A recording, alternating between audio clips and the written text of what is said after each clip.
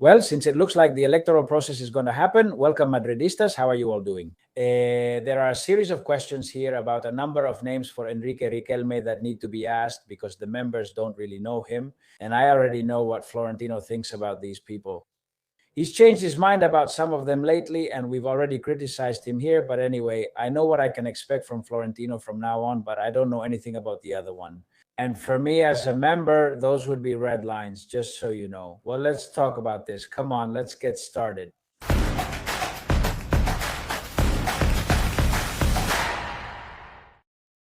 As you already know, and I've told you, I think it's very good for Real Madrid that there's talk that an electoral process is opened, a clash of platforms. And above all, for one thing, since the members, as they say in Mexico, we can't play dumb about this anymore. I mean, or dumb, right? Don't play dumb. My wife tells me that a lot, right? And it's about the fact that, I mean, if in Madrid the presidents are elected by vote, it's not very normal that we go 20 years without voting. Now, as for Florentino, regarding the bylaws, of course, even with the issue of the deadlines, they've been bothering me about that on X and so on, about the short time. He says, no, but that's in the statutes. Yeah, I agree. But it was also in the bylaws in those presidential elections in June. Sorry, it was actually July, the vote in 2000. Florentino told us the other day that there was very little time, and no. They were called on the 30th, on May 30th, and the vote was on July 16th. So there was actually quite a bit more time. That's what I was referring to the other day with that short I made and in longer videos about the time, right? Why so little time? Is it in the bylaws? Is it legal? Well, yes, so many things are made legal that ethically and aesthetically they're not really right, like with that notary, right? We'll talk about that later. Trusted notary, Florentino's, from his company ACS. I mean, there are things here that are legal, but man, you could be a little more careful with ethics and appearances. And then the fact of having called them as well, of course he called them, but the thing is that no one ran. In fact, in 2009, when Florentino became president again, with that period that was so turbulent that we had there with Calderon and everything that came after, well, Florentino showed up, no one else did. He didn't run because it was clear that Florentino was going to win. People were asking for Florentino. I was asking for Florentino in 2009 to fix the mess. And he came and there were no elections, and that's how it went on. There just weren't any more, right? That's why I say, and I go back to what I said before, that, well, after 20 years, it's not a bad thing to have an election.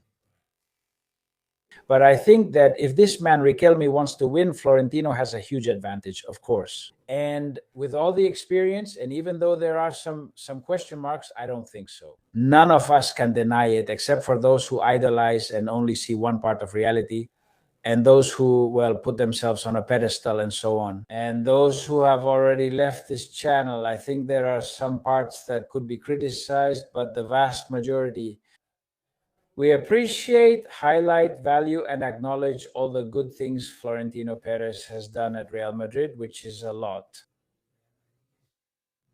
So Florentino has all of that going for him. Okay. What could count against Florentino? Well, things that I'll talk about in a moment, which I think if there's a debate, which I don't think Florentino will want, Enrique Riquelme, the opposition candidate, could score some points off him, right? And there are some things, and I'll mention them now. But what's clear here is that if he doesn't come with something really powerful, with a big impact move, like Florentino did back in the day with Figo, this man, Riquelme, could bring in a coach. Of course, the other day we were talking about Klopp. Klopp would be, in that sense, a big point in his favor because, in theory, he would have already said no to Real Madrid. I think the only thing that could compete with Mourinho, even for Enrique Riquelme, Mourinho could work perfectly. It's not out of the question. And then maybe a player. By the way, one thing, speaking of players, radio and the newspaper Marca have reported in the last few hours. As for Rodri, the Manchester City player, who is even crazier about music? I mean, who is crazy about coming to Real Madrid? Who missed out on the Premier League? Because last night they drew their match and therefore Arsenal are now champions. And listen, we've talked very little about this. We practically haven't mentioned it on the channel, with all of Madrid going back to the information we've had. And Madrid goes back because it's Real Madrid. And that's true to City. Be careful with that, but here it's about the goal. Why is Guardiola leaving? It's the end of a cycle. He feels a little tired and all that. Or is it because City is going to get hit with a massive sanction for violating financial fair play? Careful, it was 115 or 130 in the end. Careful with that, because we might have a decision soon, and soon a UEFA decision on Barca as well, but we'll talk about that later. The thing is, if he doesn't go with that, it's going to be very difficult for Enrique Riquelme.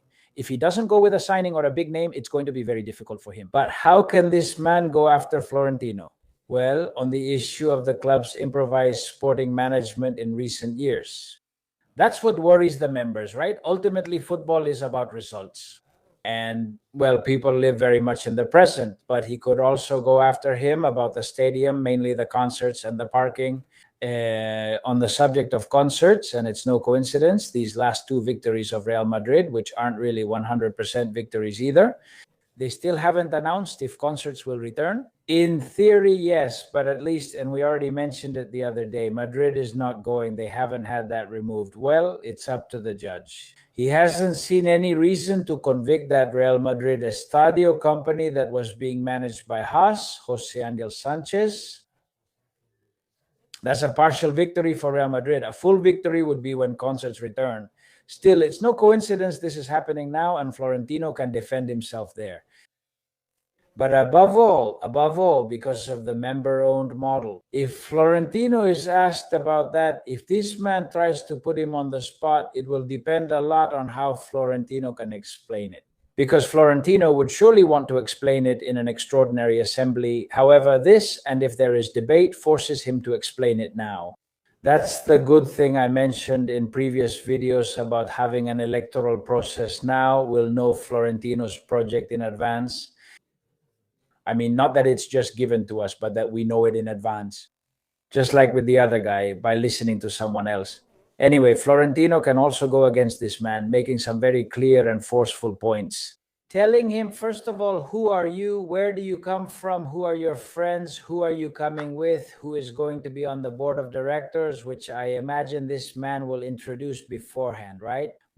And in that sense, look, Florentino doesn't take advice in some things, but he will be well advised when they start digging into those people who are with Enrique Riquelme. And we're already seeing it on social media. We're already seeing it, right? Oh, this guy is really good friends with that one. And what connections does he have? We're always going to see this. And be careful. They did this to Florentino before too. And here, everyone who has power has a lot of very influential contacts and a lot of people around them. Very influential. And if we want to dig up dirt on people here, we can find it on everyone, especially on people as powerful as these. But of course, in Florentino's circle, we know everyone, right? Even now, the figure of Anas Lagari and so on, who is also someone that among Real Madrid members and fans doesn't really inspire much sympathy, at least from what I've noticed. But everything that Enrique Riquelme brings is new. And that's where Florentino Perez's candidacy could really have a golden opportunity to go all in. Anyway, I think that for Enrique Riquelme, and this is where I bring up those three names, those four names, which for me would be red lines, and I would love to ask him about it. I'd like someone to interview him or Florentino himself and ask, what are you going to do? What are you going to do about the Negreira issue and by extension with Laporta? With Mr. Tebas, and since they're talking a lot about him, with Mr. Miguel Gil. As for these three, Negreira and Laporta too, since I include him under Negreira, these three. Me, as a member and fan of Real Madrid, but above all as a member, because I can vote, I don't want to hear anything other than absolute and total opposition. With Negreira, hey, the complaints to UEFA and the Federation. Go ahead, joining the criminal case, as a prosecuting party. Go ahead, more than ever. And all this hostility from Real Madrid, which has been necessary lately, I'm all for it. What have I reproached Florentino for lately? That now we're so openly against this, when at first we weren't, and we all know why. At the press conference, in the interview with Florentino, he lied to me and to us. That he told us, that he said to us, when this happened, we immediately cut ties with Barca. No, that's not true. Since the issue broke out in 2023 until you cut ties with Barca and all that, more than 2 years have passed, more than 2 years. And in that assembly back in November 24, you said that Real Madrid and Barca had to help each other. So it doesn't add up, Florentino. But I already know where Florentino stands now in all these matters. The feud with Miguel Ángel Gil of Atlético de Madrid, whom we want nowhere near us. The thing with Laporta, the thing with Negreira, and of course the thing with Tebas. And what do you want me to say? I like what one of the candidates, Florentino, is offering me, but I don't know what the other one is going to say. Therefore, and I take that as a red line because there are a lot of people here saying you're with Ricardo, but I'm not with anyone. I want them to talk to me and tell me in this electoral process. And he leaves. That would be a question for this gentleman about those names. And I insist, for me, red lines. And Madrid has to be directly opposed to these people. Directly opposed is a bit repetitive, but well, you get me. Regarding the Tebas issue, I do want to add a caveat, and it's the following. It's not normal for Real Madrid to have a bad relationship with the president of the league. I mean, take away the name Tebas, put someone else, okay? No, it's not ideal. And Madrid has to have a good relationship with the league, with the federation, with UEFA, and with FIFA. And Madrid now gets along better with UEFA, of course, but for a long time it didn't. Very well with FIFA, with the federation worse, and with the league at each other's throats. But of course, that means forgiving Tebas for everything he has done. Not just for what he's done to Madrid and the obstacles he's created. It's mainly also about the issue with Barca. What he has allowed Barca to do. Until Tebas clears up that whole famous Barcelona issue, we don't want anything to do with that man. Absolutely nothing. And then Madrid, whether it's President Florentino or this man, Enrique Riquelme, has to go to battle. Always with the ultimate goal of making peace with people. Of course, with the institutions. We can't be in a permanent and perpetual war.